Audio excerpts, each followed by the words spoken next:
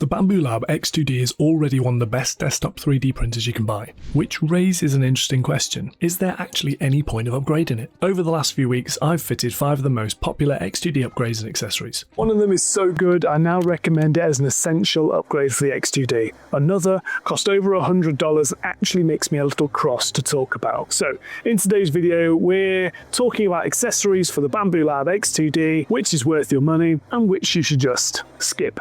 Let's start with the easiest one, the Panda status. One thing that's already slightly annoyed me about the enclosed Bambu printers is from across the workshop, it's hard to tell what's going on.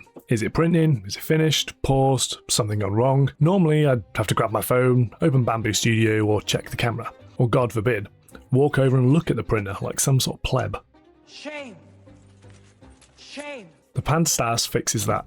It's a simple LED light bar that mounts underneath the print bed and gives a visual update as to what the machine is doing. As your print progresses, the light fills across the bar, and if the printer throws an error, it flashes red. Simple, but surprisingly useful. Now, when BQ first announced this, I actually thought it was a bit of a gimmick, to be honest with you, but after living with it for a few weeks, I really like it. Because I didn't realise how much easier checking your printers could be. Now I just glance through the workshop door and instantly know what's happening. Installation is refreshingly straightforward too. This isn't a guide video. If you want one of those, check out this incredible video from the main cave. To fit it, you simply wipe down the printer, then the light bar sticks underneath the bed. The cable routes underneath through the chassis and plugs into the main board. There's a couple of ways to route the cable, but if you've got an X2D, the one I used was to route via the Bowden input grommet. Remove the Bowden tube first, cut a tiny notch in the rubber grommet, and feed the cable through there. It's a bit fiddly, but that's only because of the design of the Bowden setup, so you can't blame BQ here. The Panda status is fine. Once installed though, it genuinely looks like it belongs there. I think it looks great. It isn't a revolutionary upgrade, it's not going to make you print faster. What it will do though is just quietly improve your life living with your printer, and I think that's a great thing. If mine disappeared tomorrow, I would absolutely buy another one, so I'm going to give this a rating of 9 out of 10. Great job, Panda status. This is a fun thing, and no, it's not actually a necklace, it's actually a load of filament swatches that I purchased from Bambu Labs. I'm not in any way suggesting this is an essential upgrade for your X2D printer, I just like it because I'm a nerdy little colour fiend, and stuff like this pleases me. As you can see, it's a selection of filaments that Bambu Lab sells, so you can use it as colour swatches for your print material jobs. It costs just over 20 quid, and frankly it's exactly the sort of nerdy little accessory that I'm here for. Anyway, back to something real. Now let's move to probably the simplest upgrade you can make to any 3D printer, changing the build plate. Over the last few months I've collected a bit of a selection, and I'm probably going to get more. I've got Bambu's standard plates, BQ's CryoGrip Pro Glacier, which costs just over $20, a couple of textured options, and of course the sparkly plate, because if you've got kids, sparkly dragons are basically mandatory. Now, each of these prints is designed to do something slightly different. The CryoGrip lets you print PLA at much lower bed temperatures, saving a bit of energy while still giving excellent adhesion. The texture plates are stock and give decent bed adhesion, and then you've got novelty plates like this one that add patterns or effects directly onto the first layer. They're all fun to experiment. Would I say they're an essential purchase? Probably not. The stock plates that come with the X2D are frankly more than good enough for most of what you're going to be doing with it, but if I was to get rid of them all tomorrow, which ones would I buy again? Honestly, probably the sparkly plate, because I think my daughters would kill me if I got rid of it. Everything else I could quite happily do without. So I'm going to rate these 7 out of 10. When you need them, they're great. For everything else, they're just a bit of fun. But they are fun. Now, this one's frustrating. Because on paper, I absolutely love it. The Panda vent raises the top of the printer, gives the Bowden tubes a bit more room, automatically opens vents when the chamber gets too warm, it adds RGB lighting, even relocates the USB port to the side of the printer, which is actually far more sensible than having it hidden on the top. In the marketing, it looks brilliant, until you open the box, because what you actually get isn't the real product. You get the vents, the electronics, and some screws, but then you're expected to print everything else yourself. Now, I know plenty of people in this community won't see that as a problem, after all.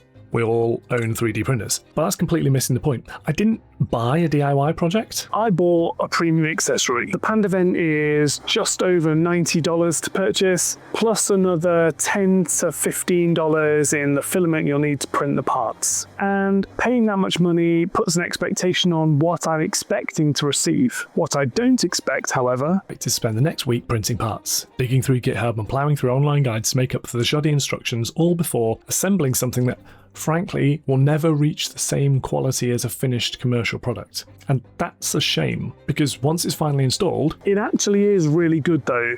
The vents work as expected, The LED lights are cool if you like that sort of thing, and the shifting of the USB to the side of the printer has a nice usability upgrade. Functionally, very few complaints. It's just the overall building experience that lets this down. And if I'm completely honest, I don't think it matches the printer. The X2D is a beautifully engineered, clean, simple machine. Everything fits perfectly. Everything feels premium. Then sitting on top is obviously 3D printed edition with RGB lighting that looks like it escaped from a gaming PC circa 2015. That's just my opinion. You may like RGB lighting. It's up to you. Maybe that's your thing. It just isn't mine. Now, if I lost this one tomorrow, would I buy another one? No. Not because it's a bad product, because it doesn't feel like a finished one. If BQ released a fully manufactured version, I'd absolutely consider and probably recommend this product. It's my biggest disappointment of the 5 upgrades I featured today, and so it gets the recommendation of 5 out of 10. Maybe I'm being a bit mean here, but actually, one of the biggest problems with having to print my own components for parts I've ordered is the fact that it clogs up my printer for, in this case, just over a week. One of the things I could have done to avoid this was use this week's video sponsor, which is PCBWay. Now, many of you will be familiar with PCBWay, but for those that don't, PCBWay offer a whole range of additive manufacturing and subtractive manufacturing solutions for basically anything you need, from PCBWay manufacture all the way through to 3D printing and more advanced 3D printing techniques too. All you need to do to make that work is select the service that you want, then input the specifications and submit that for a quotation. You'll receive a quotation back really quickly, and then once you accept, you'll receive your parts in just a couple of weeks. I want to say a huge thank you to PCBWay for supporting this video, as well as supporting my friends and creators within the community too. Now listen, I get that it's important for me to review products honestly, and in order to do that, occasionally I come across products which I don't like very much, and I have to say so. That helps you trust me, and it also means that I don't feel like some sort of hopeless shill. I don't enjoy giving bad reviews though, so now let's pivot to something a little bit more positive. The next upgrade is a simple one, but sometimes the simplest things are also the best. Now, I know it's a strange thing to say about a nozzle, but look at it. It's perfect. Just a wonderful piece of engineering. It's almost a shame you have to hide it behind the silicon sock. If you're not familiar with E3D, they're a British company that began making custom nozzles in their school back in 2012, and they've been making high-end, high-performance nozzles ever since. They've earned a reputation for producing some of the best upgrade components in the industry, and the one I'm using here is the Obsidian 500 High Flow Hot End, designed for abrasive materials, higher flow rates, and engineering grade filaments. Installation couldn't really be easier. Flip open the 2 catches, pull the old hot end out, slide the new one in, close the catches, put the sub back on, done. It's pretty cool how easy this is compared to just a few years ago. Now, will this improve your PLA benchy? Probably a little bit. But that's less important because this isn't a general performance upgrade, it's a specialist tool. The nozzle can improve the flow rate of your printer by up to 60%. Now, while I'm not particularly interested in the speed increases, I am interested in the extra consistency and the stronger layers that come as a byproduct of that running at normal speeds. And because there's a hardened steel nozzle, if you're printing things like carbon fiber, glass filled materials, glow in the dark filament, or anything else that's abrasive, this makes perfect sense. It's not something you grow into, it's something you buy because you've already reached the limits of your standard high end. If that's you, it's fantastic. The machining is excellent, the print quality is top notch, and its wear resistant means that consistency will carry on for a very long time indeed. Is it worth it? At just over $120, if you need it, yes, it is worth it. But I wouldn't be rushing out to upgrade your nozzle if it's not something you need. For everyone else side, spend the money elsewhere. So this gets a 7 out of 10. Beautiful, but pricey for those that need it. The next upgrade is made by Bambu themselves though, and as such, it looks like it belongs on the printer. It installs in minutes, and honestly, I think it's one of the best upgrades you can buy. This is the AMS HT. Now, before I tell you why I like it, let me first tell you who doesn't need this. If all you do is print in PLA, save your money.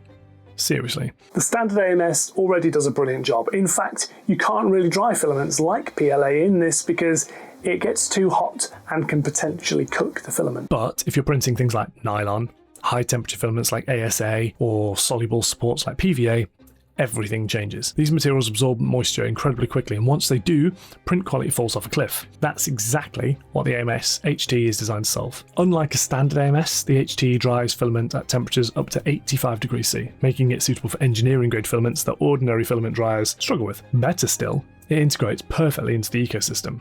It looks like another AMS, it connects exactly how you'd expect, and because it's Bambu, everything just works. Honestly, after the panned event, this was quite refreshing. The feature I probably appreciate most about this is the fact that I don't really have to think about it at all. I just load it into the dryer and then forget about it, and then when I need to, I can just print directly from the dryer and everything's integrated perfectly. There's no swapping reels backwards and forwards, no wondering if it's collected moisture overnight. Everything is just ready. Is it expensive? Just over $140. Yes, it is quite expensive for a single spool filament dryer. But if you're already spending X2D money, I doubt that's a major issue to you. I mean, if I'm wildly wrong about that, please let me know in the comments below. But if you're serious about printing engineering grade filaments, I think it's money well spent. If mine disappeared tomorrow, I'd order another in a heartbeat. For me, the AMS HT is a must buy. As long as, of course, you're printing the sort of filaments that you are supposed to print using an accessory like this. And obviously for the X2D, it's a sort of a perfect companion. It can slot directly and mount the filament directly onto the auxiliary nozzle, and therefore you can have your secondary filament mounted and able to print at a drop of a hat, and then your normal AMS running for everything else. So here's where I've ended up. My must-buy accessory for the Bambu Lab X2D is the Bambu Lab AMS HT. It's really well made, looks beautiful, integrates into the ecosystem perfectly, and got a 10 out of 10 recommendation. Go and buy yourself an AMS HT if you're printing engineering materials on the X2D. Next up is the Panda Status, which is just a lovely upgrade if you want quality of life improvements so you can look at your printer across your workshop and work out what the hell's going on. Really lovely product, 9 out of 10. Same story with the E3D Obsidian 500 hot ends. Really, really beautiful products. They're quite expensive and probably only recommended for people who really need them, but if you do, 7 out of 10. Go and get yourself one, you won't regret it. The build plates are a lot of fun, and I gave them a 7 out of 10 overall. Again, it depends if you need them or not. I really enjoyed using the sparkly build plates, and my kids added. The various build plates got a 7 out of 10 recommendation, and again, it's one of those, if you need them, then you should use them. I think the sparkly plates in particular, and anything of that sort of nature, add just an extra layer of fun to 3D printing, and that's frankly one of the reasons why all of us got into 3D printing in the first place, to have some fun. And these are a lot of fun, but definitely not as essential unless they are. And finally, it comes as no surprise, but the panned event. It makes me sad to say this because it's actually a really good product that adds lots of nice features, like the extra build height, like the fact the USB is on the side of the thing, like the fact it controls the vents and controls the temperature of the print without you having to manually do stuff to it. Those are all great things, but the overall build experience and the overall finish of the product, because it relies on 3D printing rather than more advanced manufacturing techniques, just let the whole thing down. So this is a skip from me and only gets a 5 out of 10 recommendation. If you've enjoyed this video, please consider subscribing. It may be interesting to note that I've had lots of new viewers come to the channel recently, which is amazing, but 95% of those people haven't subscribed to the channel. So if you've enjoyed this video, please take the time to do that right now. A huge thank you, of course, to everyone who has already done that, and for you right now for watching this video to this point. Thank you also to everyone who joins in the chat over my Discord, supports me on Patreon. I've got a new website at the moment. That's linked down below. Go and check it out. It's packed full of 3D printing reviews and blogs, as well as links to all my painting courses as well. So I'll just close out by saying that this is RisingApe Minis. I am James, and I will see you next time.